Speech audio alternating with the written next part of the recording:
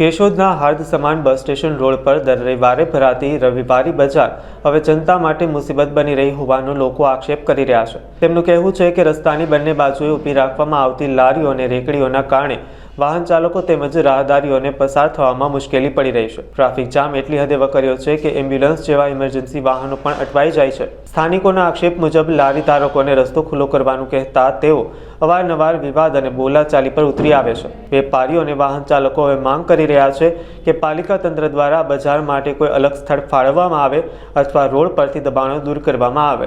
મારું નામ અલ્પેશભાઈ છે। દર રવિવારે આ પ્રશ્ન ફાકેનો પ્રશ્ન રોડ ઉપર ભીડથી બહુ થાય, તો આમાં ક્યાં અકસ્માત સર્જાય તો આમાં જવાબદાર કોણ રહેશે? એટલે એમ તો રોડ ક્રોસ નથી થઈ શકતો, હાલી નથી શકાતું, જવાબદાર કોણ રહે?